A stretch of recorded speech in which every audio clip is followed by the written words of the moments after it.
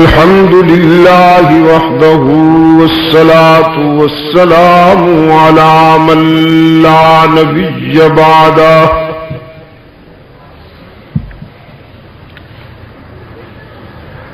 وعلى آله وأصحابه الذين أوفوا عهده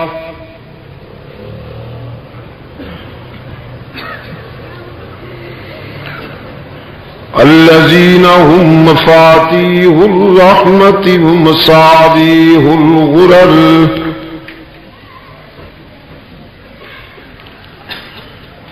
أعوذ بالله من الشيطان الرجيم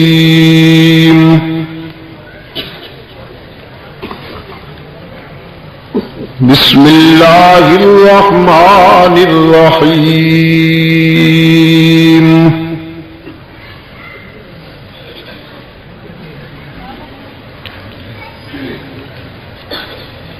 وما أرسلنا من قبلك من رسول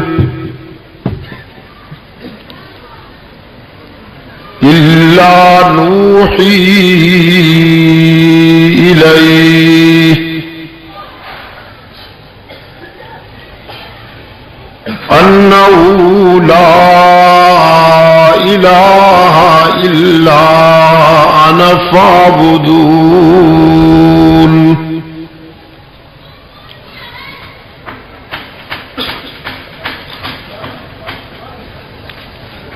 صدق الله مولانا العظيم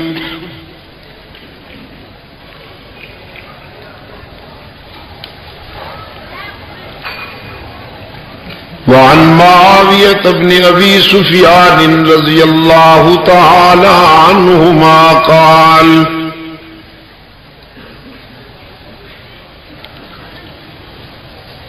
قال رسول الله صلى الله عليه وسلم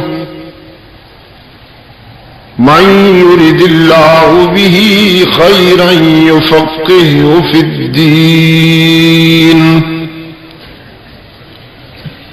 وصدق رسوله النبي الأمي الكريم ونحن على ذلك لمن الشاهدين والشاكرين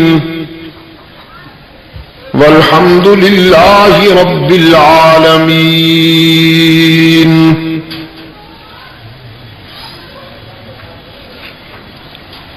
صدر اجلاس ارباب علم و دانش محترم بزرگوں اور عزیز دوستوں، آج 10 نومبر 1986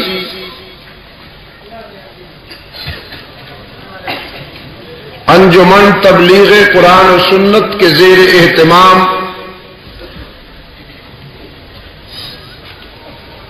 سیرت سرور کائنات اعلیٰ صاحب الصلاۃ والسلام کے عنوان پر منعقدہ چوتھی نشست میں ہم یہاں دعوت و تبلیغ کی نسبت سے جمع ہیں۔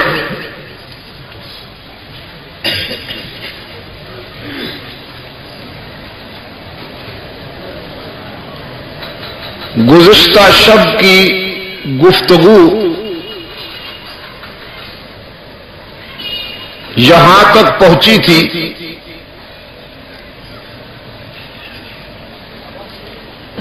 کہ رحمت عالم صلی اللہ علیہ وسلم کی بعثت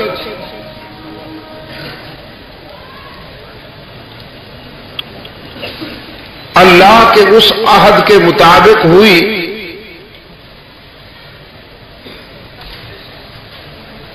جو عالم ارواح میں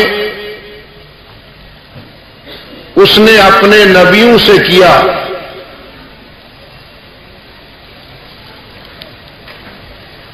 رحمت عالم صلی اللہ علیہ وسلم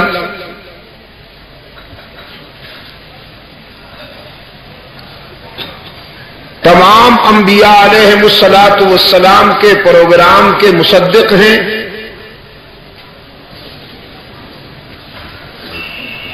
आपकी मुबारक तालीमात दर हकीकत 1 लाख कई हजार अंबिया और रसूल के मुश्तरका प्रोग्राम का खुलासा है।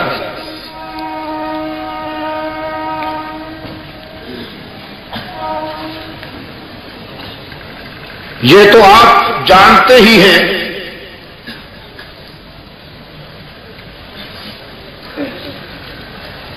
कि अंबिया अलैहिमुस्सलातु वस्सलाम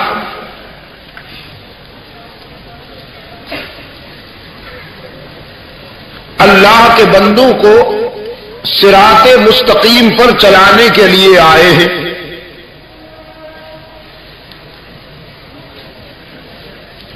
और सिराते मुस्तकीम अल्लाह की तौहीद है।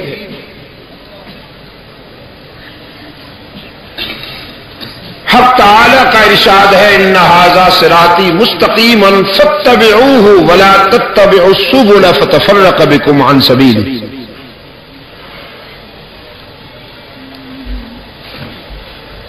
मुझ तक पहुंचने का रास्ता सिरात मुस्तकीम ही है, बस इसी की इत्तिबा करोगे तो निजात पा जाओगे।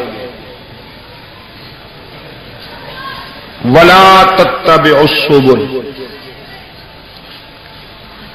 दूसरे रास्तों को मत अपनाओ। फतफर्रक़ बिकुम अन सबीली, अगर तुम दूसरे रास्तों की तरफ लपकोगे तो सिरात मुस्तकीम से भटक जाओगे।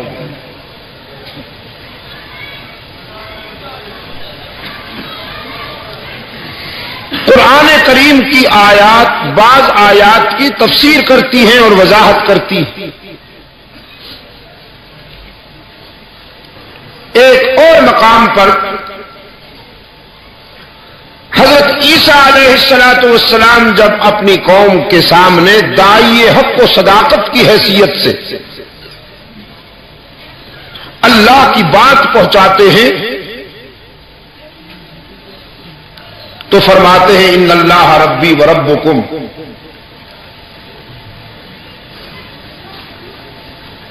मेरी दावत का खुलासा यह है कि मेरा और तुम्हारा रब अल्लाह ही है। फ़अबुदू, बस उसकी ही इबादत करो। हाज़ा सिरातुल मुस्तकीम, अल्लाह की ही इबादत करना और उसमें किसी और को शरीक न बनाना, यह सिरातुल मुस्तकीम है। जब किसी और की बात करता है कुरान करीम या गैरुल्लाह की बात करता है कुरान करीम, तो वो जो गैर है या मा सिवल्लाह है वो अल्लाह के दुश्मन नहीं है, अल्लाह के प्यारे हैं, अंबिया हैं, औलिया हैं, सुलहा हैं। मैं दावे से कहता हूं, इंसानी तारीख के किसी मरहले पर भी मजहब के उन्वान पर अल्लाह के दुश्मनों को नहीं पूजा गया। अल्लाह तक पहुंचने के लिए जब किसी ने मासिवल्लाह के सामने जबीने नियाज झुकाई है तो अल्लाह के प्यारों के आगे झुकाई है।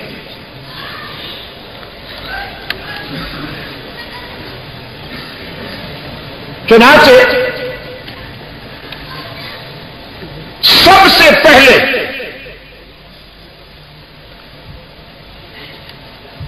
गैरुल्लाह की इबादत का सिलसिला जब शुरू हुआ इंसानी तारीख में, यह हजरत नूह अलैहिस्सलातु वस्सलाम का दौर था। आप जानते हैं कि हजरत नूह अलैहिस्सलातु वस्सलाम سلسلہ رسالت کا حرف آغاز ہیں، پہلے رسول ہیں جنہوں نے شرک کے خلاف جہاد کیا، یا یوں کہیے کہ شرک کے خلاف جہاد کا آغاز کیا۔ وہ شرک کیا تھا؟ حضرت نوح علیہ الصلوۃ والسلام کی قوم نے آستانے بنائے اللہ کے پیارے بندوں کے نام سے، ان کے نام بھی قرآن کریم میں آئے ہیں۔ جب حضرت نوح علیہ الصلوۃ والسلام اپنی قوم کو صراط مستقیم کی طرف دعوت دے رہے تھے تو اس دور کے مجاور اپنے مریدوں سے کہہ رہے تھے کہ لا تذرن آلہتکم ولا تذرن ودا ولا سواعا ولا یغوث ویعوق ونسرا۔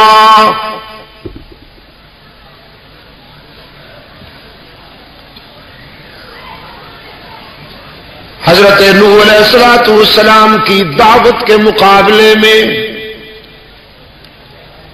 آستانہ پرستوں نے اپنے حلقے میں اس تصور کو آگے بڑھایا کہ نوح کی بات نہ مانو، یہ تمہیں تمہارے بزرگوں سے ہٹانا چاہتا ہے۔ تمہارے میرے سامنے یخ بستہ ہو کر نہ بیٹھا کرو، جب میں قرآن بیان کرتا ہوں تو قرآن سننے کے لیے تم بھی ذرا ایمانی زندگی کا مظاہرہ کیا کرو۔ یہ جو برف کی اینٹیں جیسے میرے سامنے پڑی ہوں ایسے نہ ہوا کرو، چاہے موسم ٹھنڈا ہو یا گرم، یہ آف دی ریکارڈ بات۔ قالوا لا تذرن آلهتكم ولا تذرن ودا ولا سواعا ولا يغوث ويعوق ونسرا۔ یہاں قرآن ناراض ہو گیا۔ قرآن کریم نے جلالت کے انداز میں فرمایا وَقَدْ أَضَلُّوا كَثِيرًا، یہ جن کی بات کرتے ہیں ود کی، سوا، یغوث، یعوق اور نصر کی، کہ ان کا دامن نہ چھوڑنا، ان کے آستانوں کو نہ چھوڑنا، نذرانے لاؤ، چڑھاوے چڑھاؤ، چادریں چڑھاؤ، اور جو ان پر مجاور بن کے بیٹھے ہیں ان کی خدمت کیا کرو۔ قرآن کہتا ہے وَقَدْ أَضَلُّوا كَثِيرًا، یہی ظالم ہیں جنہوں نے انسانی قافلوں کو گمراہ کیا ہے۔ کون؟ مجاور۔ جزاک اللہ، کوئی تو روشن ضمیر ہو یار، کوئی تو بولے کون؟ مجاور۔ وقد اضلوا کثیرا، انہوں نے ہر دور میں انسانی قافلوں کو لوٹا اور گمراہ کیا، مالی منفعت کے لیے، نذرانے بٹورنے کے لیے، استحصال کرنے کے لیے، مذہب کے نام پر استحصال۔ جناب نوح علیہ الصلوۃ والسلام کو واسطہ پڑتا ہے کن سے؟ مجاوروں سے، آستانہ پرستوں سے۔ فرماتے ہیں انی لکم نذیر مبین،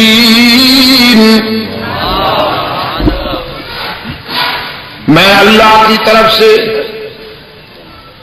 تمہارے کرتوتوں کے نتیجے میں خطرناک انجام سے ڈرانے والا بن کے آیا ہوں۔ انی لکم نذیر مبین، تمہارے آستانہ پرستی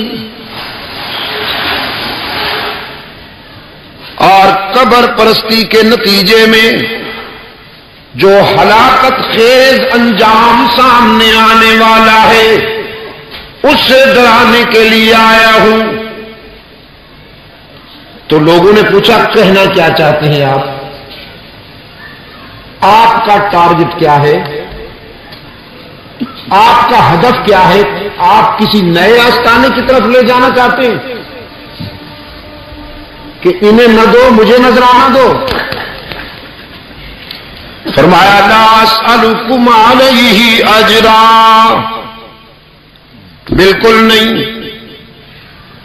میں تم سے کچھ لینے کے لیے نہیں آیا، میں تو تمہیں رشد و ہدایت کی دولت دینے کے لیے آیا ہوں۔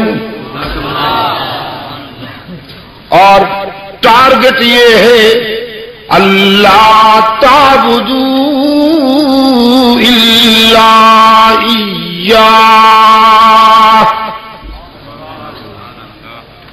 کہ عبادت میں اللہ کے ساتھ کسی کو شریک نہ بناؤ، عبادت میں سجدوں میں، رکوع میں، قیام میں، دعا و پکار میں اللہ کے ساتھ کسی کو شریک نہ بناؤ۔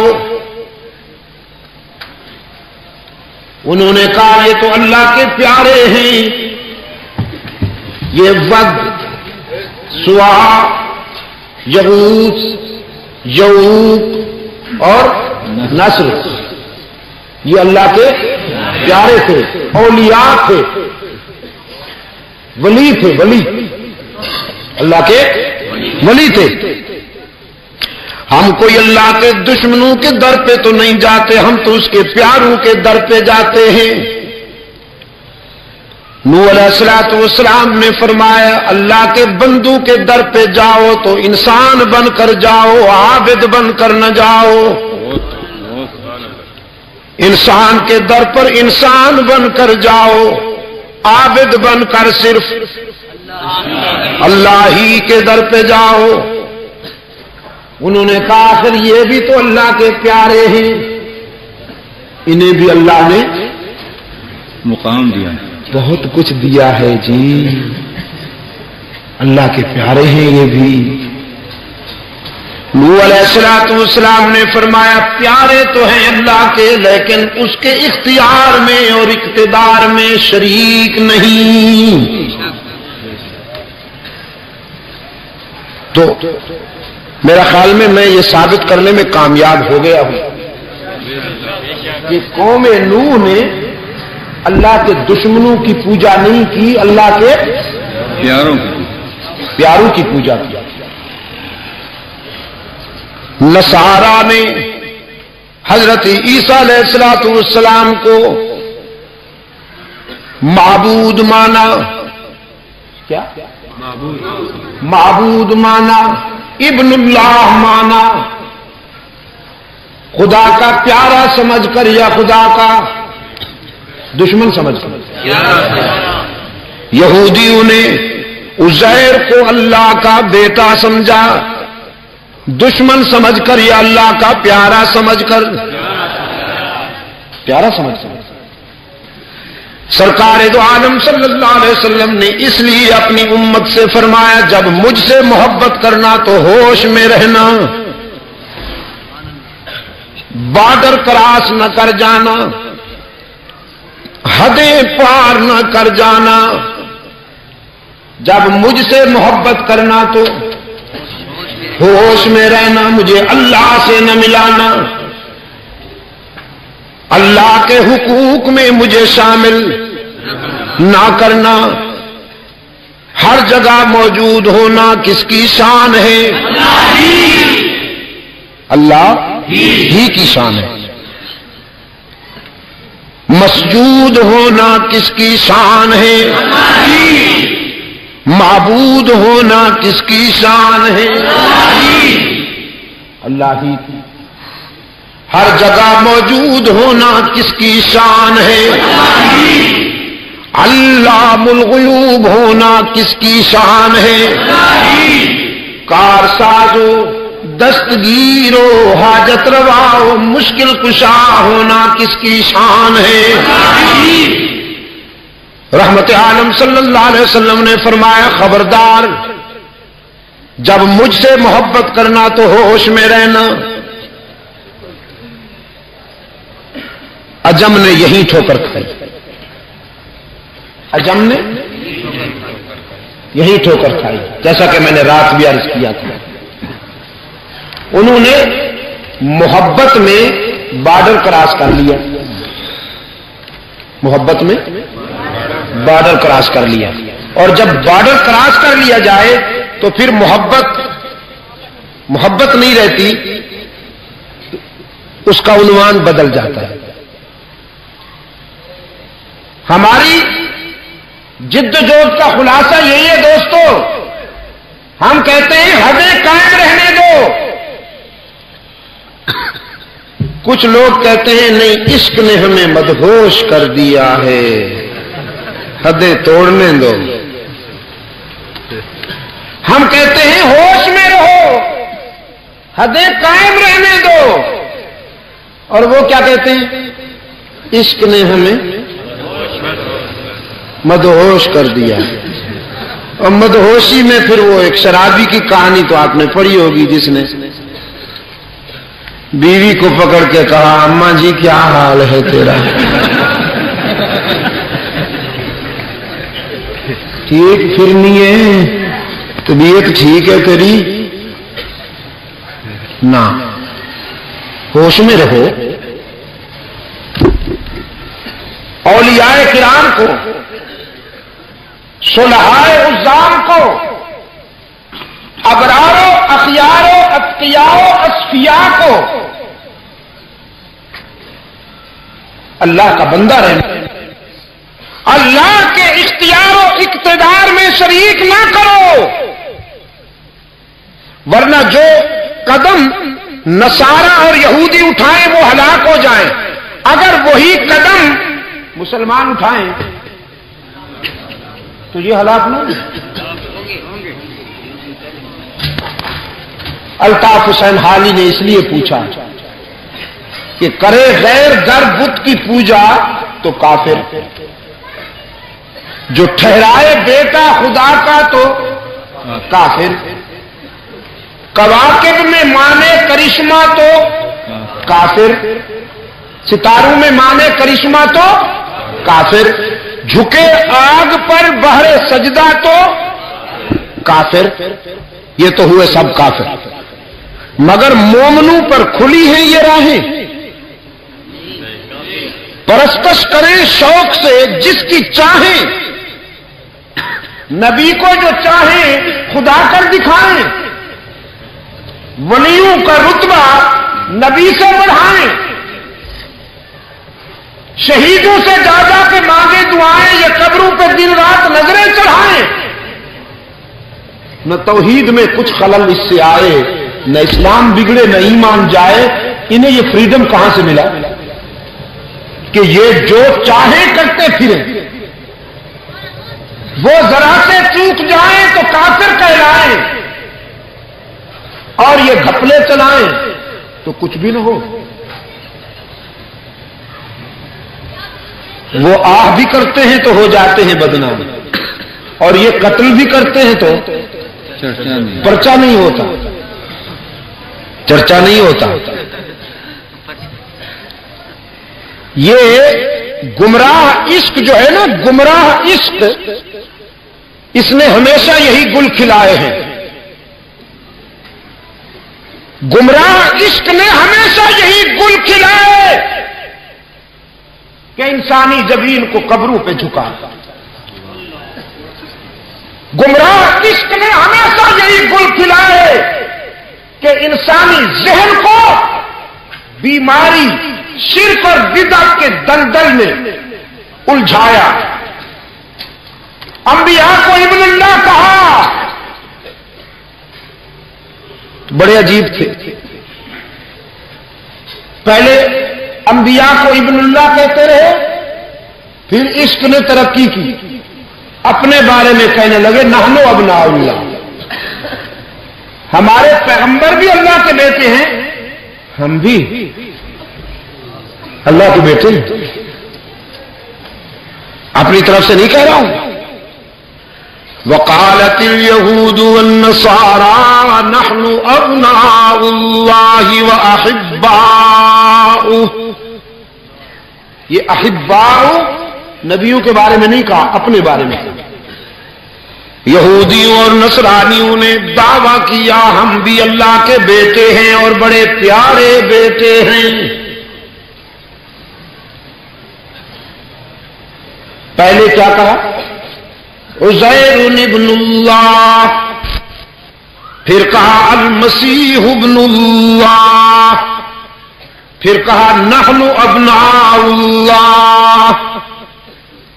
پہلے دعویٰ کیا عزیر اللہ کا بیٹا ہے، پھر کہنے لگے عیسیٰ اللہ کا بیٹا ہے، پھر کہا ہم بھی.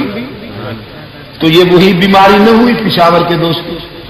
پہلے نبی کو نور کہا، نور من نور اللہ، پھر خود نورانی بن گئے. وہی بیماری ہوئی کہ نہیں؟ بہت پرانی بیماری ہے یہ. حضرت نوح علیہ السلام نے آستانہ پرستوں کو پکارا، انی لکم نذیر مبین اللہ تعبدوا الا اللہ.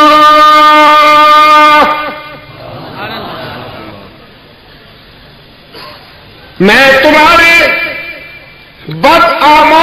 بدعمالیوں کے نتیجے میں خطرناک انجام سے ڈرانے کے لیے آیا ہوں اور صرف اللہ کے در پر تمہاری جبین جھکانے کے لیے آیا ہوں.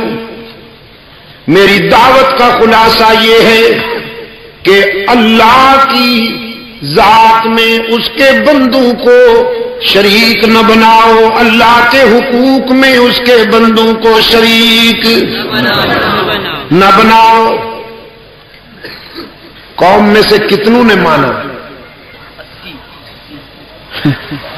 تھوڑا سا چھوٹا سا طبقہ تھا، اور باقی سب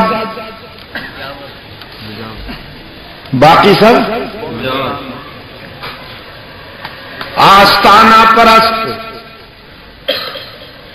نوح علیہ السلام پر فتوے لگائے گئے، نوح علیہ السلام پر ستم ڈھائے گئے، سوشل بائیکاٹ ہوا کہ معاشرے میں چلنے نہیں دینا انہیں. قرآن پاک نے دعوت نوح کی جھلک دی، فرمایا رب انی دعوت قومی لیلا ونہارا فلم یزدہم دعائی الا فرارا. تو گواہ ہے میرے رب، میں نے تیرا پیغام تیرے بندوں تک پہنچانے میں دن رات ایک کر دی. رات کے اندھیرے میں بھی پہنچاؤں، صبح کے سویرے میں بھی پہنچاؤں، لیکن کیا علاج کروں ان بدبختوں کا؟ مرض بڑھتا ہے جوں جوں دوا کرتا ہوں، یہ راہ راست پہ آتے ہی نہیں. ایسی لت پڑ گئی ہے کم بختوں کو، ایسا چسکا پڑ گیا ہے کم بختوں کو. سٹائل جو ایسے بنا رکھے تھے مجاوروں نے، لمبی لمبی زلفیں، بڑے بڑے جبے، اوڑھی ہوئی چادریں، یوں سکڑ کے چلنا، دور سے یوں معلوم ہوتا تھا جیسے جنت کے اجارہ دار آ رہے ہیں، تو عام لوگ بیچارے مفتون ہو جاتے تھے۔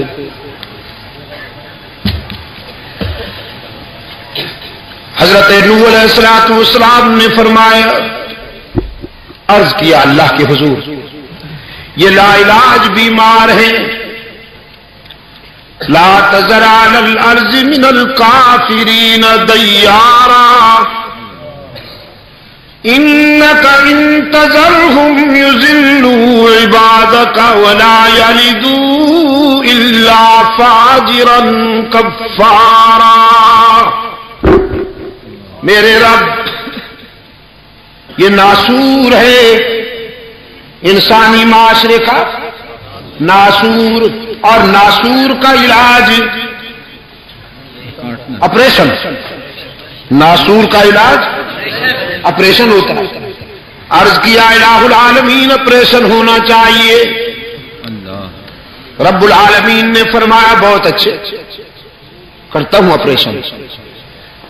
سیلاب آیا عذاب بن کر، سیلاب آیا عذاب بن کر، نوح علیہ السلام نے آفاقی ہدایات کے مطابق سفینہ تیار کیا، اپنے رفقا کو سفینے پر بٹھا لیا، اور رب کائنات نے وعدہ کیا تھا، نوح میں تجھے اور تیری اہل کو ہلاک نہیں ہونے دوں گا۔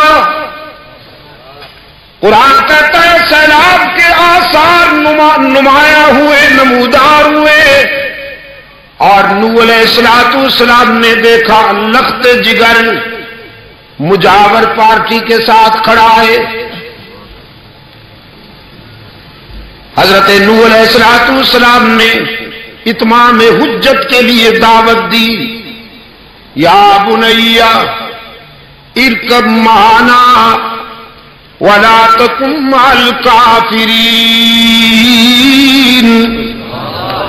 بیٹا آ جا میرے سفینے پر، بد نصیبوں کا حامی نہ بن، ہلاکت سر پہ آ پہنچی ہے۔ قال سآوی الی جبل یعصمنی من الماء، کہنے لگا ہم پہاڑ کی چوٹی پر چڑھ جائیں گے، پانی سے بچ جائیں گے، پانی تو نشیب میں چلتا ہے، ہم فراز پہ ہوں گے، یہ پستیوں میں بہتا ہے، ہم بلندیوں پہ ہوں گے۔ بعض مفسرین نے لکھا ہے کہ پہاڑ کی چوٹی پر ایک آستانہ تھا جھنڈیوں والا۔ کنعان نے کہا ہم حضرت پیر صاحب کے پاس پہنچ جائیں گے، اللہ کیا بگاڑے گا۔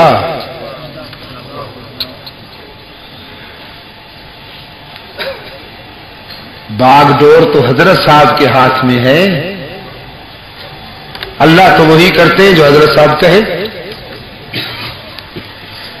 روشن ضمیر پیغمبر نے فرمایا لا عاصم اليوم من امر اللہ الا من رحم۔ لخت جگر، آج جو پانی آ رہا ہے وہ آ نہیں رہا، بھیجا جا رہا ہے، پستیوں سے پہلے بلندیوں پہ پہنچے گا، نشیب سے پہلے فراز پہ پہنچے گا۔ ایک راستہ ہے بچنے کا کہ اس کی اطاعت کا اعلان کر اور اس کے پیغمبر کا ساتھی بن جا۔ قرآن کہتا ہے پیغمبر کا اصرار اور بیٹے کا انکار جاری، وحال بینہما الموج فکان من المغرقین۔ پانی کی ایک موج درمیان میں حائل ہوئی اور نوح کے بیٹے کو اپنی آغوش میں لے لیا، ڈوبنے لگا۔ پدری محبت میں انقلاب آیا، تڑپ اٹھے حضرت نوح، نادا نوح ربہ قال رب ان ابنی من اہلی وان وعدک الحق وانت احکم الحاکمین۔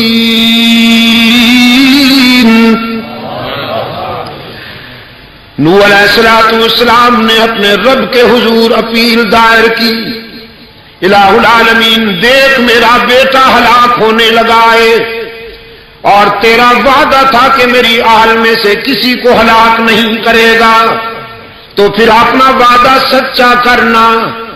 رب العالمین کی طرف سے نقد جواب آیا، نقد، یا نوح انہ لیس من اہلک انہ عمل غیر صالح فلا تسألنی ما لیس لک بہ علم انی اعظک ان تکون من الجاہلین۔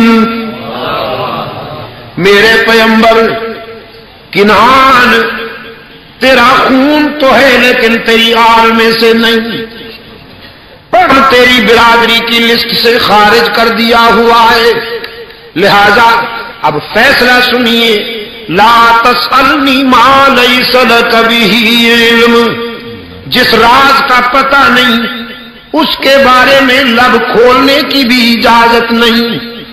وہ راز کیا تھا؟ کہ مشرک کو میں معاف نہیں کیا کرتا، ابھی یہ بتایا نہیں تھا اللہ نے کہ مشرک کو میں معاف نہیں کیا کرتا، چاہے وہ پیغمبر کا باپ ہی کیوں نہ ہو، چاہے وہ پیغمبر کا بیٹا کیوں نہ ہو، چاہے وہ پیغمبر کا چچا کیوں نہ ہو، مشرک کو رب معاف نہیں کرتا، اس لیے کہ مشرک گناہگار نہیں ہوتا۔ جزاک اللہ۔ اگر کوئی اس کی عبادت میں کسی اور کو شریک بنا دے تو اس کی غیرت بھی اسے معاف نہیں کرتی۔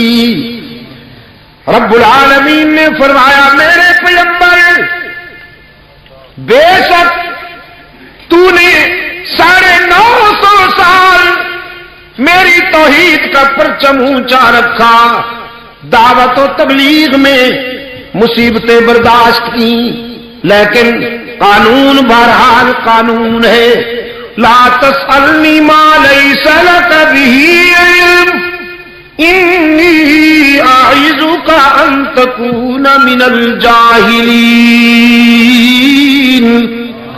مشرک کے لیے سفارش مت کرو، مشرک کے لیے اپروچ مت کرو، روکتا ہوں، اور اگر میرے روکنے کے بعد پھر بھی آپ نے مشرک بیٹے کے لیے سفارش کی، لب کشائی کی، تو نبوت چھین کر تجھے بھی اسی گروپ میں کھڑا کر دیا جائے گا۔ غیرت کا معاملہ ہے کہ نہیں؟ دیکھا آپ نے، قرآن کہتا ہے حضرت نوح علیہ السلام کانپ اٹھے، فرمایا انی اعوذ بک ان اسألک ما لیس لی بہ علم الا تغفر لی وترحمنی اکن من الخاسرین۔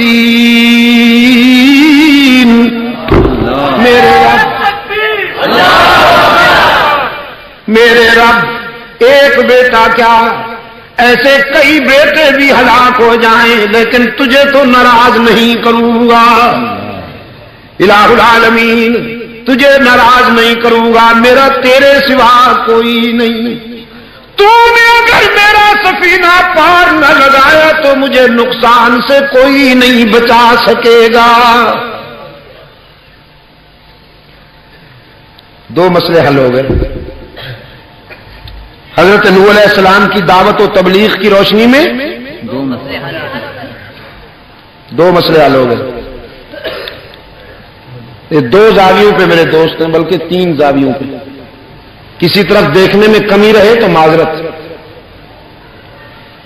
مسئلے کتنے حل ہو گئے بھائی؟ 2 مسئلے حل ہو گئے۔ ایک یہ مسئلہ حل ہوا کہ نجات کے لیے کسی نیک کا بیٹا ہونا ضروری نہیں، جی حضرت صاحب دا پتر ہے، جی حضرت صاحب دی اولاد ہے، مچھاں نوں تاؤ دے کے ایک مچھ مردان جاندی ہے دوجی مچھ کو ہاٹ پہنچتی نماز دا ویری نماز دا دشمن قرآن و سنت پر عمل نہیں اور مرید کے گھر میں گھسا ہوا ہے حضرت صاحب زیادہ مرید کے گھر میں اور بیچارہ سادہ لو مرید ہاں نذرانہ بھی دیتا ہے بیچارہ بیٹیوں کے ساتھ بھی بٹھاتا ہے اور کہتا یہ ہے پیروں سے کیا پردہ یہ تو ماں باپ ہے ماں باپ ہیں میں نے کہا جب پیر صاحبان ماں باپ ہیں تو آپ بھی بیٹے ہیں ان کے جب بیٹا باپ سے پردہ نہیں کرتا تو باپ کو بھی چاہیے کہ وہ بیٹے کو اپنے گھر میں آنے دے ذرا حضرت صاحب کی حویلی میں مرید بھی جائے کیونکہ ادھر جو سکینڈل بنتے ہیں ذرا کچھ سکینڈل ادھر بھی بنے یہ جو پیر صاحب مونچھوں کو تاؤ دے کے آتا ہے ذرا غریب مرید بھی مونچھوں کو تاؤ دے کے پہنچے نا غریب یہ ون وے کیوں چلتا ہے پشاور کے دوستوں مجھے بتاؤ یہ انصاف ہے یہ ون وے کیوں چلتا ہے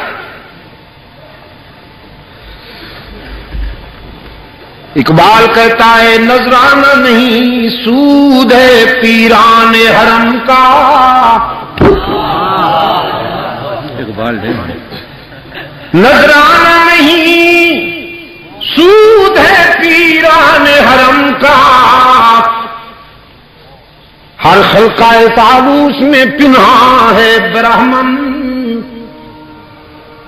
انڈیا پہلے تو ہمیں مشاہدہ نہیں تھا انڈیا میں نے جا کے دیکھا یہی سیم یہی سٹوری ان کے وہ جو ہے نا باپو کہتے ہیں پنڈت باپو اسی طرح کا ہرا پیلا لباس ہرے پیلے لباس اسی طرح کی چادریں اور احمد آباد میں ہم جب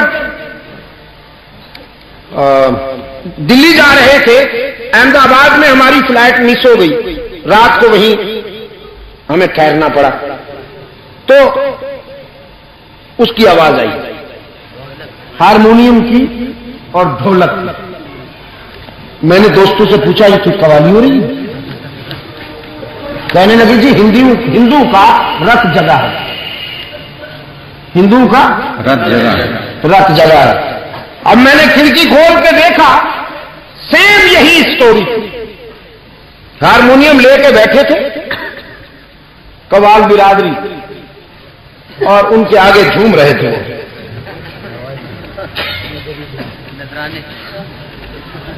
بارش ہو رہی تھی سکوں کی اور نوٹوں کی میں نے کہا تو ان فنکاروں نے یہ وہاں سے سیکھا ہے مال کمانے کا یہ ڈھنگ ان سے سیکھا میرے عزیز دوستو ایک تو یہ مسئلہ حل ہوا کہ نجات کے لیے کسی اللہ کے پیارے بندے کی اولاد ہونا ضروری نہیں جب تک اس کے اپنے دامن میں کچھ نہیں ہوگا خاندانی نسبت کام نہیں آئے گی عمل کی کسوٹی پہ جب تک وہ خود پورا نہیں اترے گا خاندان کی نسبت کام نہیں آئے گی اور دوسرا مسئلہ یہ بھی حل ہوا کہ اللہ کو کوئی مجبور نہیں کر سکتا اللہ سے کوئی بات منوا نہیں سکتا اللہ کے حضور التجائیں ہوتی ہیں اللہ کے حضور دامن پھیلتا ہے وہ اپنی حکمت کے مطابق مانتا ہے اور اگر نہ مانے تو کوئی اس کو مجبور نہیں کر سکتا میرے عزیز دوستو قرآن پاک نے فرمایا حضرت شعیب علیہ السلام اپنی قوم کی طرف مبلغ بن کے آئے وَإِلَىٰ مَدْيَنَ أَخَاهُمْ شُعَيْبًا قَالَ يَا قَوْمِ اعْبُدُوا اللَّهَ مَا لَكُم مِّنْ إِلَٰهٍ غَيْرُهُ مدین کی طرف حضرت شعیب اللہ کا نمائندہ بن کر آئے وہی دعوت دی جو حضرت نوح علیہ السلام کی دعوت تھی، اعبدوا اللہ ما لکم من الہ غیرہ، عبادت میں اللہ کے ساتھ کسی کو شریک نہ بناؤ، سجدے میں، قیام میں، رکوع میں، دعا و پکار میں، اللہ کے حقوق میں کسی کو شریک نہ بناؤ۔ وَإِلَىٰ عَادٍ أَخَاهُمْ هُودًا قَالَ يَا قَوْمِ اعْبُدُوا اللَّهَ مَا لَكُم مِّنْ إِلَٰهٍ غَيْرُهُ۔ قوم عاد کی طرف حضرت ہود مبلغ حق و صداقت بن کر آئے، ان کی دعوت بھی یہی تھی، اعبدوا اللہ ما لکم من الہ غیرہ۔ وَإِلَىٰ ثَمُودَ أَخَاهُمْ صَالِحًا قَالَ يَا قَوْمِ اعْبُدُوا اللَّهَ مَا لَكُم مِّنْ إِلَٰهٍ غَيْرُهُ۔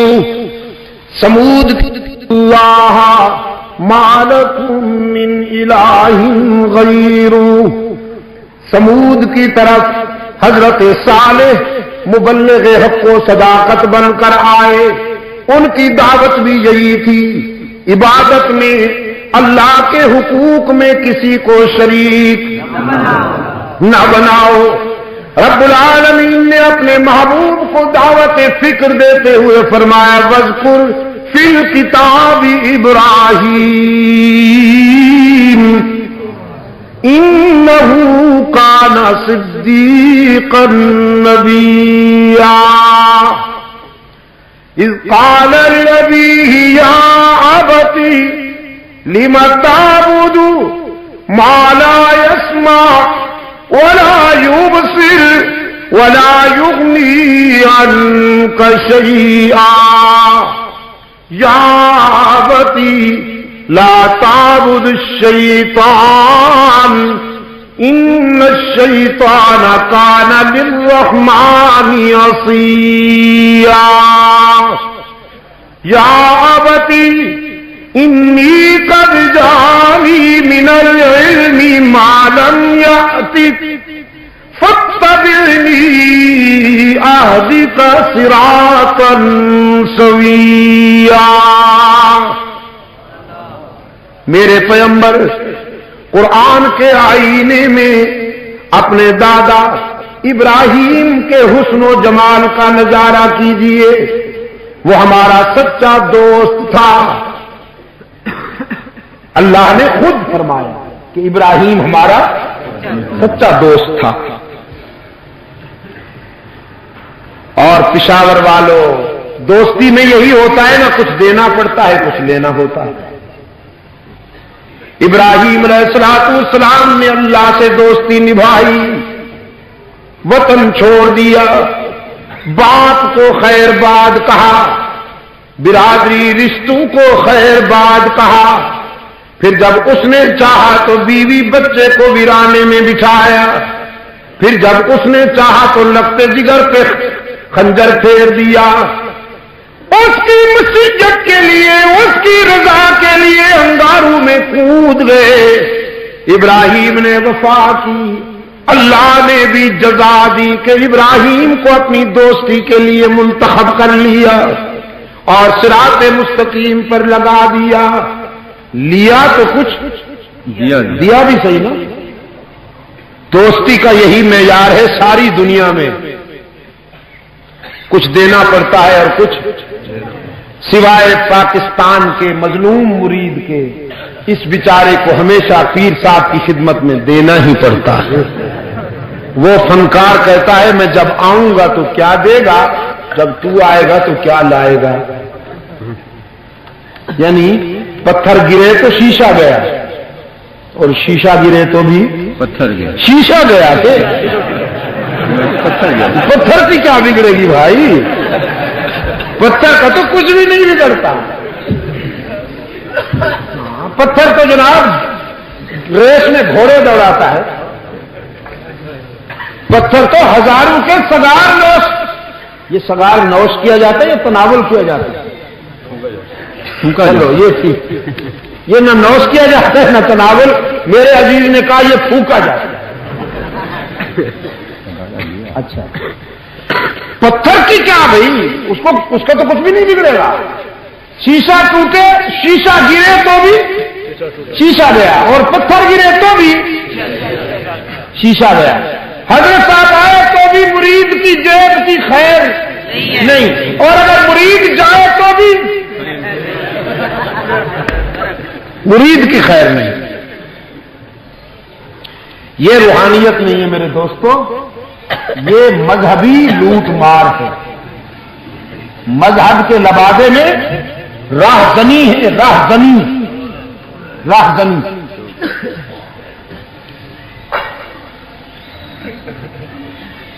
سندھ کے ڈاکوں سے اللہ بچائے اس قوم کو، ڈاکو کہیں کا بھی ہو، بہرحال وہ ڈاکو ہوتا ہے، اللہ محفوظ رکھے اسے، وہ پنجاب کا ہو، بلوچستان کا ہو، سندھ کا ہو، ہمارے سرحد کا جہاں کا بھی ہو، اللہ اس سے محفوظ رکھے۔ مذہب کے لبادے میں وہ ڈاکہ ڈالے یا دوسرے کسی لبادے میں ڈالے، لیکن میں کہتا ہوں کہ جو ڈاکہ ڈاکو کے لبادے میں ڈالتا ہے وہ بہادر ہے، مذہب کے لبادے میں جو ڈاکہ ڈالتے ہیں یہ بزدل ہے۔ سلیمان علیہ الصلوۃ والسلام کی عدالت میں ایک پرندے نے دعویٰ کیا کہ سر میرے خامند کو مار ڈالا ہے کسی نے، شکاری نے، اور میں انصاف چاہنے کے لیے آپ کی عدالت کا دروازہ کھٹکھٹا رہا ہوں۔ سلیمان علیہ الصلوۃ والسلام جو تھے، آپ تو جانتے ہیں کہ وہ انسانوں پر بھی، پرندوں پر بھی، جنات پر بھی حاکم تھے۔ عدالت میں طلبی ہو گئی شکاری صاحب کی، جس نے کبوتر کو شکار کیا تھا، جب آئے تو ماشاءاللہ جبہ لمبا صافہ پہنا ہوا، ہاتھ میں تسبیح، پاندان اس وقت نہیں ہوا کرتا تھا، غلط بات مت کیا کرو۔ تو بڑا عجیب سٹائل بنا رکھا تھا اس نے۔ سلیمان علیہ السلام نے فرمایا یہی ہے تیرے شوہر کا قاتل؟ اس نے کہا جی یہی ہے۔ لگتا تو نہیں ہے، خنجر پہ کوئی داغ نہ دامن پہ کوئی چھینٹ، لوٹتے بھی ہیں اور پکڑے بھی نہیں جاتے۔ خنجر پہ کوئی داغ نہ دامن پہ کوئی چھینٹ، تم قتل کرو ہو کہ کرامات کرو ہو، نظر تو نہیں آتا قاتل۔ اس نے کہا جی یہی ہے، بس پوچھ لیجیے آپ۔ سلیمان علیہ الصلوۃ والسلام نے فرمایا میاں تم تو بڑے نورانی شکل ہے، وہ بڑے چمکتے ہو، کیا تم نے اس کے شوہر کو مار ڈالا ہے؟ کہنے لگے جی ہاں مار ڈالا ہے،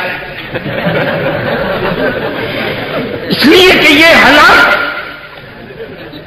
ان کا کھانا حلال ہے، تو میں نے حلال سمجھ کے اس کو شکار کیا ہے۔ بڑا چونکہ معقول جواب تھا، حضرت سلیمان علیہ الصلوۃ والسلام نے کبوتری کی طرف دیکھا کہ کیا بھائی مطمئن ہوئے ہو تم جب حلال بنائے گئے ہو تو تمہارا شکار کیا، اس میں کون سی غلط بات تھی؟ وہ کہنے لگی جی مجھے بھی معلوم ہے کہ اللہ نے ہمیں انسان کی غذا بنایا، حلال بنایا، مجھے اس پر اعتراض نہیں، مجھے تو اعتراض اس پر ہے کہ لبادہ پہن رکھا ہے اس نے ولیوں والا اور کام کرتا ہے شکاریوں والا، اس کے کہو یا شکار چھوڑ دے یا لبادہ اتار دے۔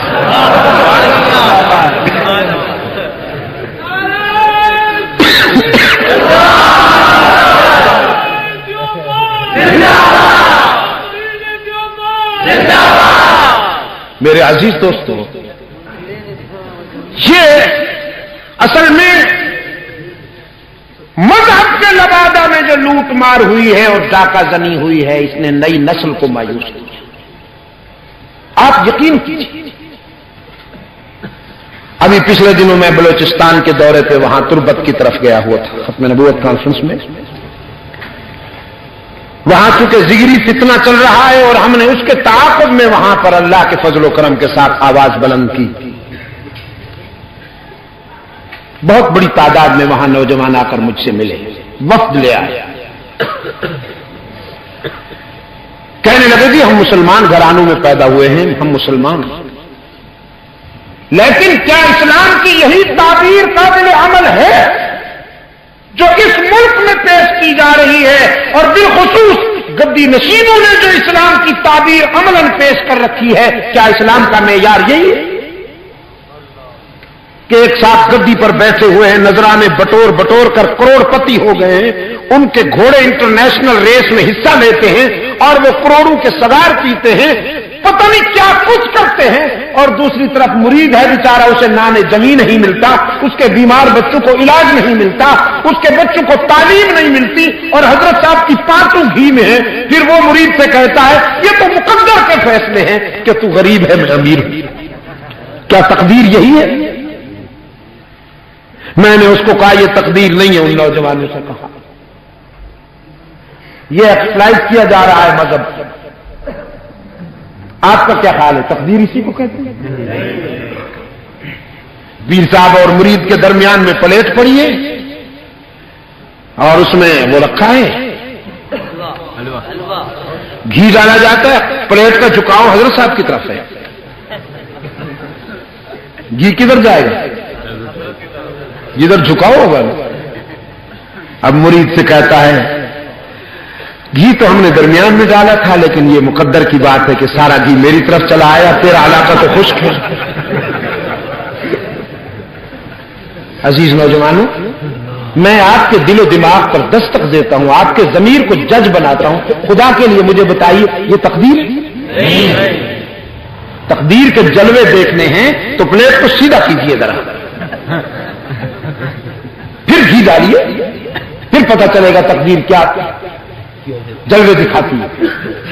انگریز بے ایمان جاتے جاتے یہاں پر ان آستانوں اور گدی نشینوں کو معاشی خوشحالی دینے کے پالیسی پر معاشی پلیٹ کا جھکاؤ کر کے چلا گیا تاکہ مسلمانوں میں جذبہ جہاد نہ رہے.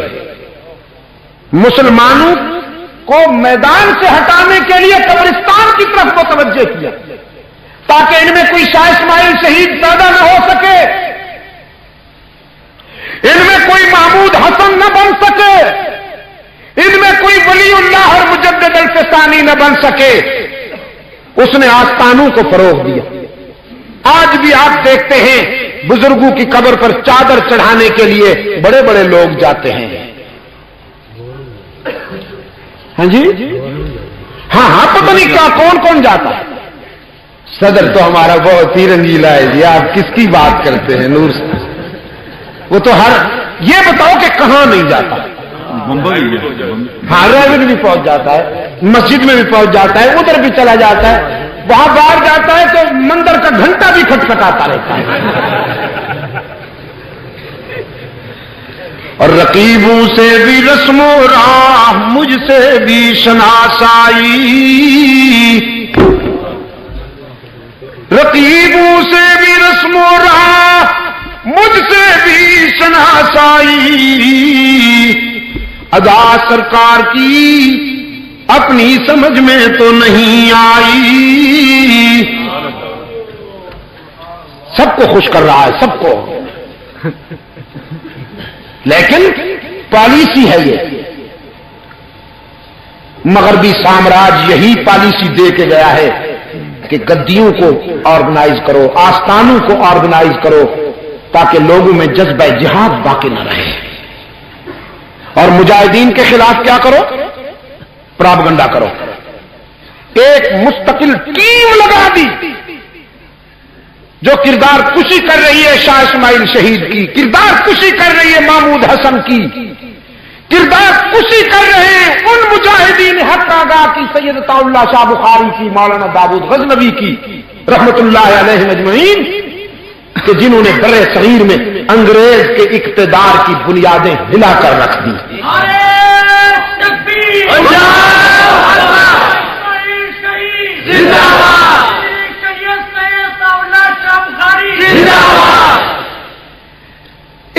مکمل ٹیم لگا دی گئی ہے ان لوگوں کے پیچھے، انہیں بدنام کرو۔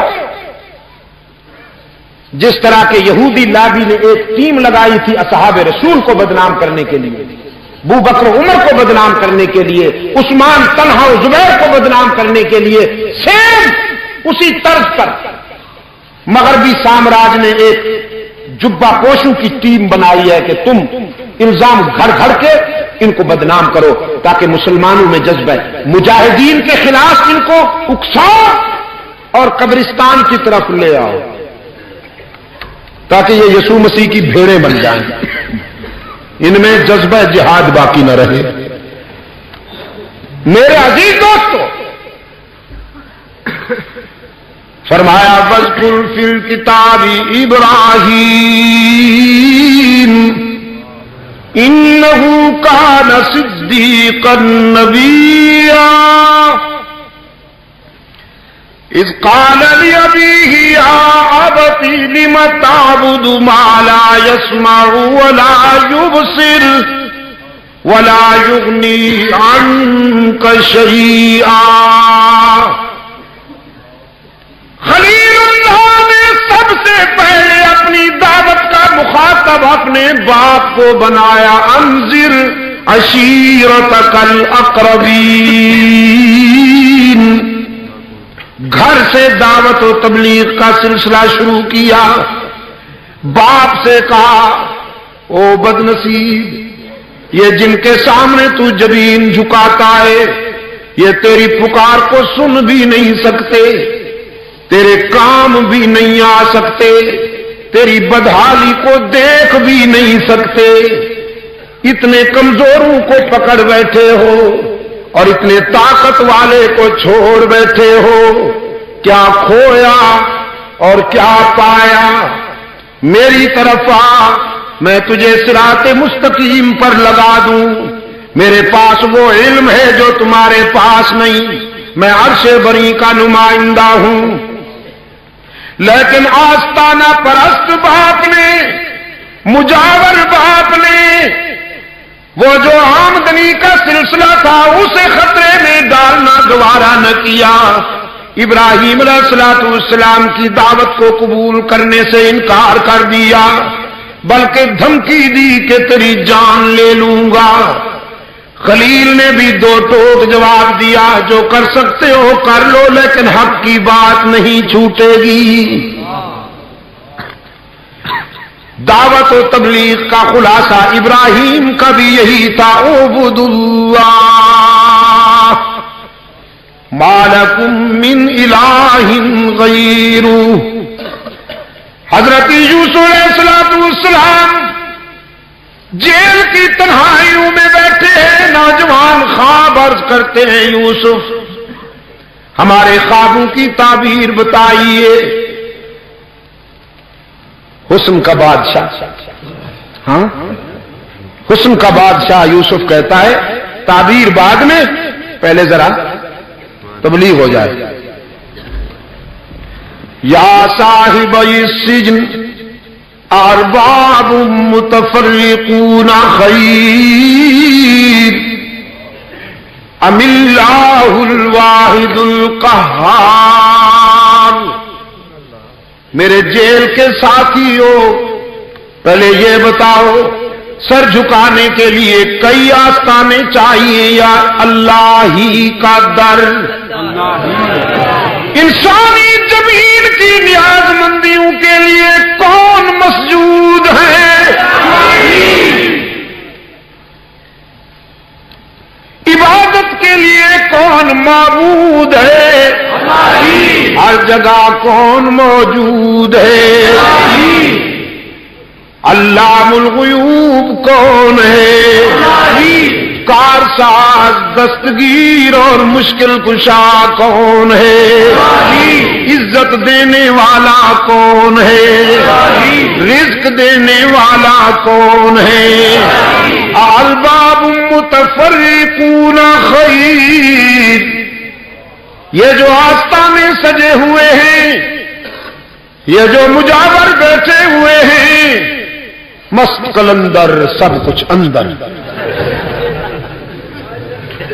دمادم، نہ دھوکہ نہ غم، کمائیں گے احمق کھائیں گے ہم.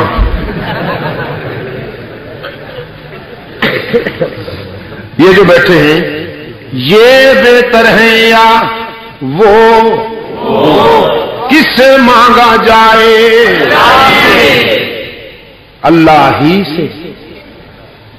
یا ان آستانوں پہ سر جھکایا جائے؟ پوچھا یوسف علیہ السلام نے جیل کی خلوتوں میں.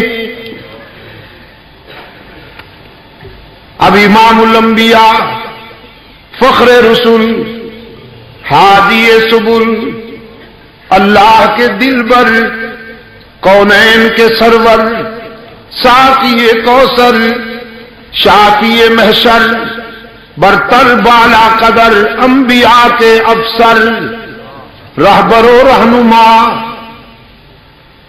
بدر الدجا شمس الضحیٰ، خیر الورا احمد مجتبی محمد مصطفیٰ کی دعوت سنیے صلی اللہ علیہ وسلم.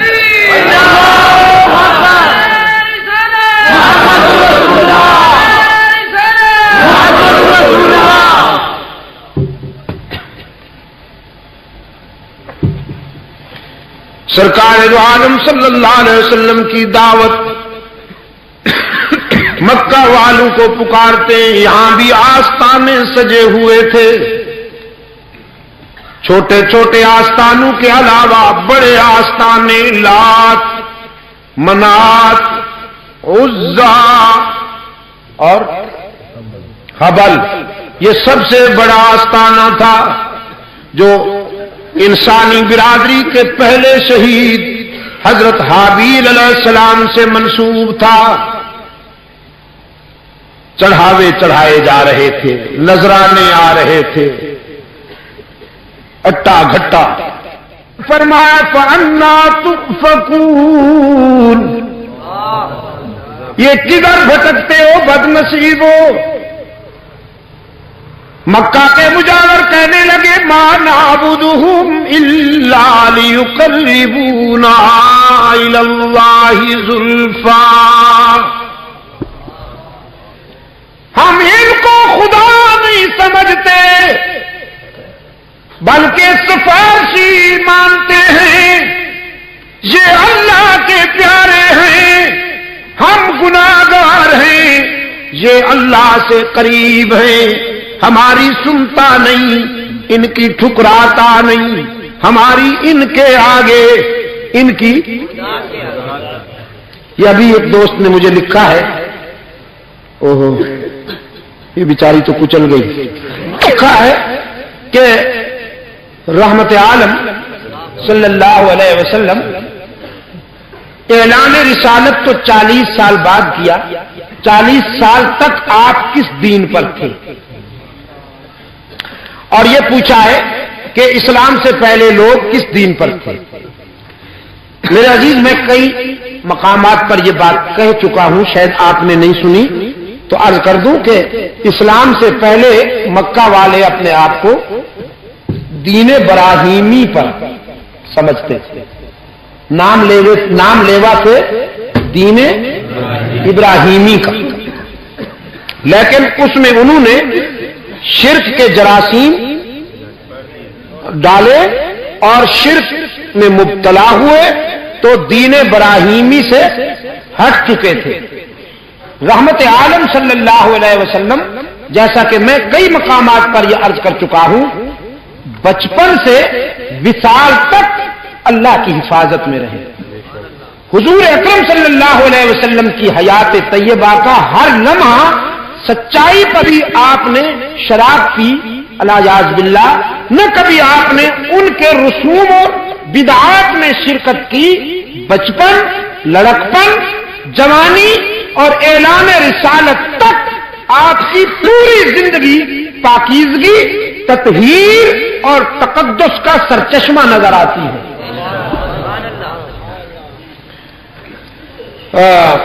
بعض حضرات کا یہ بھی خیال ہے کہ حضور اکرم صلی اللہ علیہ وسلم کے والدین جو ہیں حضرت عبداللہ ہیں، سیدہ آمنہ ہیں، اللہ نے ان کو بھی شرک سے محفوظ رکھا تھا.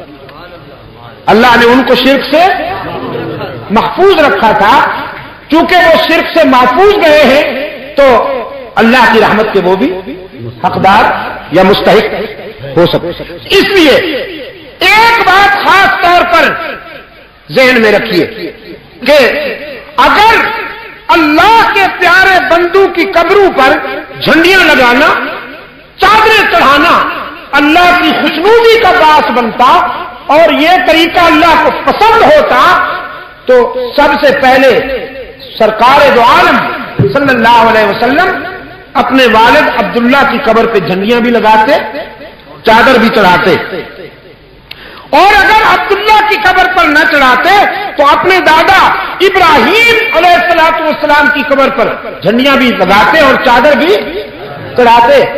لیکن حضور اکرم صلی اللہ علیہ وسلم کی حیات طیبہ میں ایسا کوئی عمل نہیں ملتا، ایسی کوئی دلیل نہیں ملتی، نہ صحابہ کرام کی زندگیوں میں ایسی کوئی بات ملتی ہے.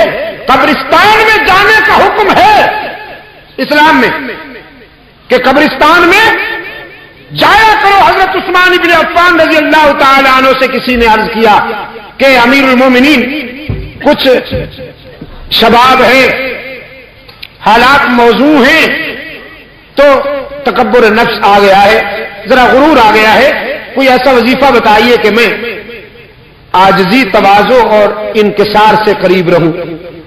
حضرت عثمان رضی اللہ تعالی عنہ نے فرمایا کسی اور وظیفے کی کیا ضرورت ہے، روزانہ قبرستان چلے جایا کرو، روزانہ نہیں تو ہفتے میں ایک بار چلے جایا کرو، ہفتے میں ایک بار نہیں تو مہینے میں ایک بار چلے جایا کرو، قبرستان میں جا کے دیکھا کرو کیسے کیسے حسینوں کی مٹی پلید ہو رہی ہے. وہ عبرت کی جا تھی، قبرستان عبرت کی جا تھی، تماشا نہیں تھا. اور اب بنا دیا گیا ہے، ہاں اب تو منڈیاں بن گئے ہیں، میلے لگتے ہیں میلے. اور پاکستان کی بد کردار عورتیں، سنا ہے کہ وہاں سندھ میں ایک وہ ہے آستانہ ہے، گرم پیر اور گرم، یا اللہ دو اچھا ہے، یہ تو دو اچھا، پیر ہی کیا کم گرم ہوتا ہے کہ پھر گرم بھی ہے، ثم گرم ثم گرم. یا اللہ محفوظ رکھے. تو وہاں پر جاتی ہیں بد کردار عورتیں پاکستان کی، اور سنا ہے کہ وہاں وہ کچھ ہوتا ہے کہ میں اس مسند پر بیٹھ کر بیان نہیں کر سکتا، میری زبان، میری شرافت مجھے اجازت نہیں دیتی، میرا ضمیر مجھے اجازت نہیں دیتا کہ میں وہ ڈیٹیل آپ کے سامنے رکھوں. طبلہ سرنگی کی تھاک پر وہاں بزرگان دین کو خراج پیش کیا جاتا ہے ناچ ناچ کر. اور جیسا کہ میں نے آپ کو عرض کیا، یہ ہو بھی رہا، کرایا جا رہا ہے، پالیسی کے تحت ہو رہا ہے. اور اگر یہ جرم ہے تو اس کی سزا دو طبقوں کو ملے گی. ایک ان علماء کو جو یہ سب کچھ جانتے ہیں اور چپ بیٹھے اس ظلم کے خلاف بولتے نہیں ہیں، حشر میں ان کو اللہ کے سامنے جواب دہی کرنی ہوگی. حق تعالی کے سامنے ان سے پوچھا جائے گا کہ یہ ظلم ہو رہا تھا اور تم چپ تھے. اور دوسرا، مسند اقتدار پر بیٹھنے والے ہمارے ان دوستوں سے پوچھا جائے گا کہ جو اسلام کا نام لیتے ہیں اور اسلام کی روح پر یہ کند چھری چلائی جا رہی ہے. سرکار دو عالم صلی اللہ علیہ وسلم نے پکارا مکہ والوں کو، یہ کہاں جاتے ہو تم آستانوں کی طرف؟ کہنے لگے جی اللہ کے پیارے ہیں، ہماری سنتا نہیں اور ان کی ٹکراتا نہیں، ہماری ان کے آگے اور ان کی اللہ کے آگے. سرکار دو عالم صلی اللہ علیہ وسلم نے فرمایا یہی تو بھول ہے تمہاری، تم کہتے ہو گناہگاروں کی سنتا نہیں، اور میں یقین دلانے آیا ہوں کہ وہ اپنے در پہ آنے والے کو مایوس کرتا نہیں. براہ راست پکارو، ساری دنیا سے کٹ کر، ساری دنیا کو چھوڑ کر اس سے رشتہ جوڑو. ساری دنیا کو چھوڑ کر اس سے رشتہ جوڑو، سب کو چھوڑ کر رب کے در پہ آؤ، آنسو بہاؤ، دامن پھیلاؤ، معافی ضمیر اس کے حضور پیش کرو۔ دنیا کا کوئی تعلق اور کوئی رشتہ تمہارے اتنا قریب نہیں ہوگا جتنا اس کا لطف و کرم تمہارے قریب ہوگا۔ بگڑے مکہ والے، بگڑ گئے جس کو صادق کہتے تھے، جس کو امین کہتے تھے، بگڑ گئے، کہنے لگے تو ہماری آمدنی روکنا چاہتا ہے، بغیر کچھ کیے سالانہ میلے پر اتنے نذرانے آ جاتے ہیں کہ پورا سال رنگینیوں میں گزرتا ہے، اور تو ہماری آمدنی روکنا چاہتا ہے۔ ایسا کرو، جیو اور جینے دو، اپنا عقیدہ چھوڑو نہیں اور ہمیں چھیڑو نہیں، اپنا عقیدہ چھوڑو نہیں اور ہمیں چھیڑو نہیں۔ یہ فلسفہ آج بھی بیان ہوتا ہے، یہ فلسفہ آج بھی بیان ہوتا ہے، اپنی بات چھوڑو نہیں اور دوسرے کو چھیڑو نہیں، یعنی کنویں میں کتے کی لاش پڑی رہنے دو، بس پانی کے ڈول کھینچتے رہو، قیامت تک اگر آپ کنویں سے پانی کھینچتے رہیں قیامت تک پاک نہیں ہوگا، وہ نکالنا ضروری ہے، پھر اصلاح ہوگی، کوشش ہوگی اگر آپ کی تو اصلاح ہوگی، ادروائز آپ کھینچتے رہیے قیامت تک کنواں پاک نہیں ہوگا۔ شرک ایسی بیماری ہے دوستو، ایسی غلاظت ہے کہ جس معاشرے میں شرک کی غلاظت موجود ہو، افتراق پھیلے گا، انتشار پھیلے گا، قومی وحدت تار تار ہوگی۔ میرا دعویٰ ہے مسلمان جب تک شرک و بدعت کی بیماری سے محفوظ تھے، ان میں وحدت تھی، ان میں یگانگت تھی، ان میں اتحاد تھا، اور جب ان کی سوسائٹی میں شرک و بدعت کے جبہ پوش جراثیم گھس آئے، انتشار آ گیا، افتراق آ گیا، اضطراب آ گیا، آج ان میں اتحاد نظر نہیں آتا، ایک دوسرے کو گریبان کو پکڑ رہے ہیں، اور اب تو ماشاءاللہ یہ فرقے صرف فرقے نہیں رہے، مستقل سیاسی تحریک بن چکے ہیں۔ آپ نے پچھلے دنوں پڑھا ہوگا ایک بیان، ہمارے ہاں ایک نامراد سیاستدان ہیں اور انشاءاللہ تا زندگی نامراد ہی رہیں گے، انہوں نے کہا تھا نا کہ ہم انتخابات یا رسول اللہ کا نعرہ لگا کر جیتیں گے، یا رسول اللہ کے نعرے پر ہم انتخاب جیتیں گے۔ اور شاید آپ کو یاد ہو، میں نے یہاں بھی، کراچی میں بھی اور لاہور اور پورے ملک میں نمائندہ اجتماع میں میں نے کہا تھا آپ کی یہ خام خیالی ہے مولوی صاحب، محمد الرسول اللہ، محمد الرسول اللہ ایسی انرجی ہے، ایسی طاقت ہے کہ ملت اسلامیہ اسی انرجی اور اسی طاقت کے بل بوتے پر انشاءاللہ اس سرزمین پر ایک دن قرآن کا نظام عدل لانے میں بھی کامیاب ہو جائے گی اور باطل تحریکوں کی سرکوبی میں بھی کامیاب ہو جائے گی۔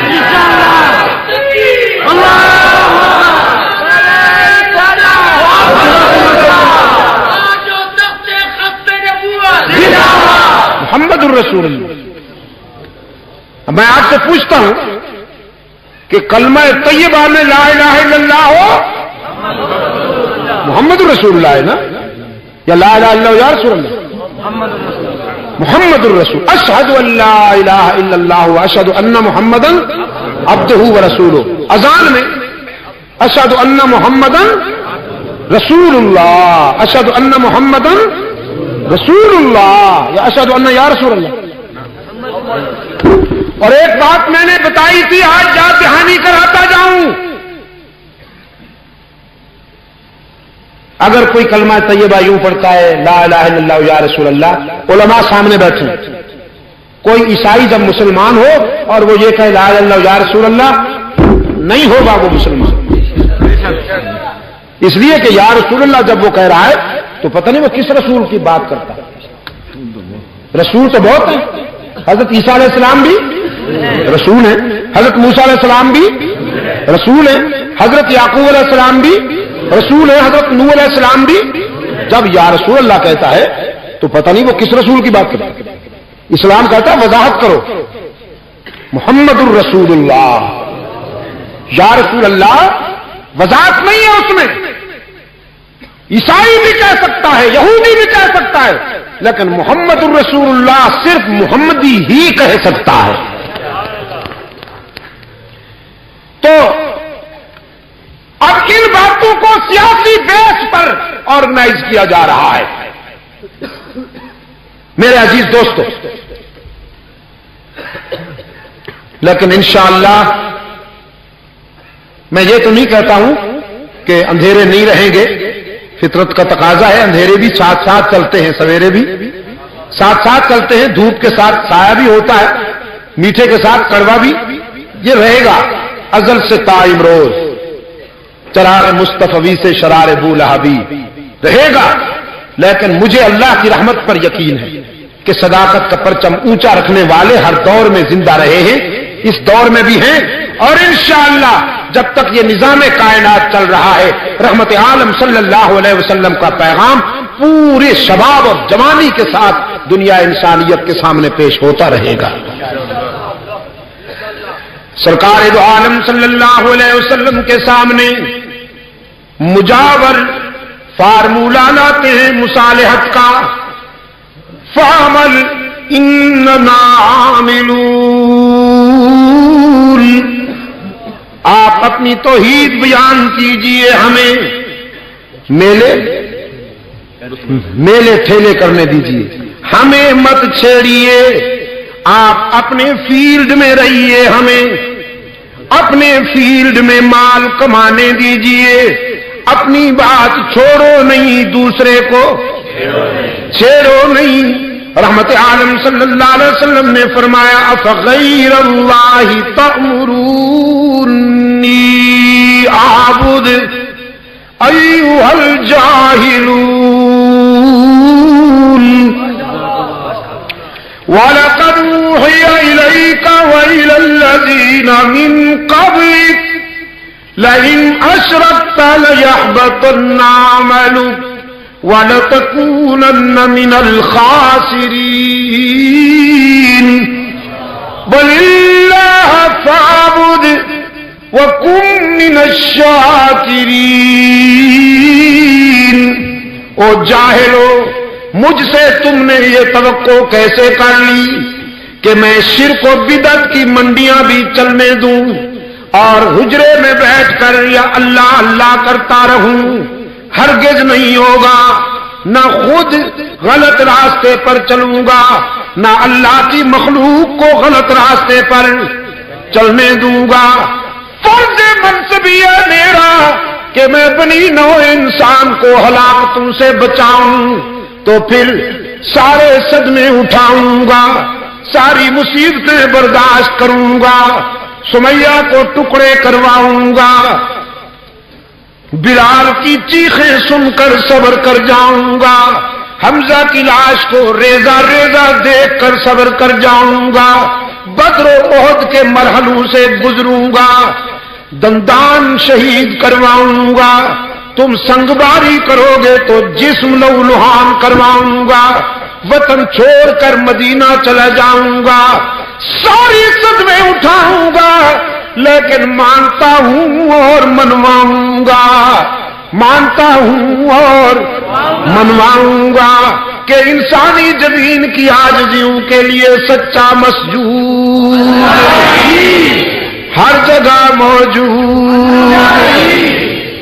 علام الغیوب، کارساز و دستگیر، حاجت روا و مشکل کشا، عزت دینے والا، رزق دینے والا، باقی سب اس کے در پہ سوالی، داتا کون؟ باقی سب اس کے در پہ رونے والے، آنسو پوچھنے والا کون؟ نبی، رسول، ولی، سب اس کے در کے سوالی، داتا کون؟ رب العالمین نے فرمایا فاعبد وکن من الشاکرین، میرے محبوب تو وفا کر میں جزا دوں گا۔ الہ العالمین وفا کی توفیق بھی تجھ سے مانگتا ہوں، لیکن دنیاوی زندگی کے سفر میں کچھ دوستوں کی بھی ضرورت ہوا کرتی ہے، کچھ ہم نواؤں کی بھی ضرورت ہوا کرتی ہے۔ یہ پورا معاشرہ ہے، ان سے میں تنہا ٹکراؤں گا۔ رب العالمین نے فرمایا نہیں میرے محبوب، تجھے دوست بھی مہیا کروں گا۔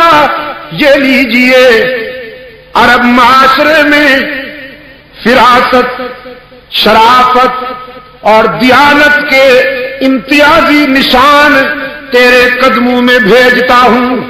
یہ لو ابو بکر آ رہا ہے، یہ تیرا یار بنے گا، وفادار بنے گا، رضاکار بنے گا۔ سفر میں، حضر میں، مکہ میں، مدینہ میں، غار میں، بازار میں، دکھ میں، سکھ میں، مسکراہٹوں میں، آنسو میں، بدر میں، احد میں، جہاں تو ہوگا ابو بکر ہر جگہ صداقت کی، وفاؤں کی شمع ہاتھ میں لیے تیرے ساتھ ساتھ ہوگا۔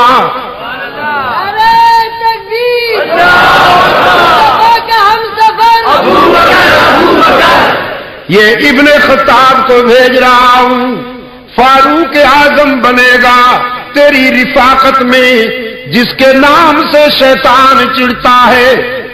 فاروق اعظم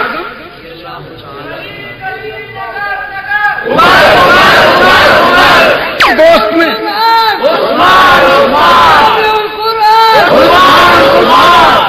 چمن چمن چلی گئی، کرداروں کو اللہ کے رسول سے نسبت ہے۔ وہ کردار ہماری متاع عزیز ہے، ہمارے فکر و نظر میں سرمایہ افتخار ہے۔ جن کرداروں کو اللہ کے رسول سے نسبت ہے صلی اللہ علیہ وسلم، اہل سنت و جماعت ان سب سے محبت کرنا جزو ایمان سمجھتے ہیں۔ علی بھی ہمارا ہے، حسنین بھی ہمارے ہیں، خالد بھی ہمارا ہے، عمرو بن عاص بھی ہمارا ہے، سعد بن ابی وقاص بھی ہمارا ہے، فاروق بھی ہمارا ہے، عثمان بھی ہمارا ہے، صدیق بھی ہمارا ہے۔ مجھ سے آج کل کسی نے پوچھا یہ سپاہ فاروق اعظم آپ نے بنائی ہے کیوں؟ میں نے کہا سپاہ فاروق اعظم اس لیے کہ ہماری تاریخ میں اور ہمارے شاندار ماضی میں فاروق اعظم کا نام عنوان فتح و ظفر ہے۔ یہ وہ جلالت اسلامیہ کا عنوان ہے کہ جہاں فاروق کا نام آئے ابلیس کی ماں مر جاتی ہے۔ اللہ کے رسول صلی اللہ علیہ وسلم نے فرمایا عمر اور شیطان کبھی ایک راستے پہ جمع نہیں ہو سکتے۔ ہم سینے پہ اس لیے فاروق اعظم کا بیج لگا کر اپنے آپ کو فاروق اعظم کا سپاہی کہتے ہیں تاکہ شیطان ہمارے قریب نہ آ سکے۔ اور ساری شرارت شیطان نے پھیلا رکھی ہے اس ملک میں۔ آج ایک اور ظلم کا میرے پاس انکشاف ہوا۔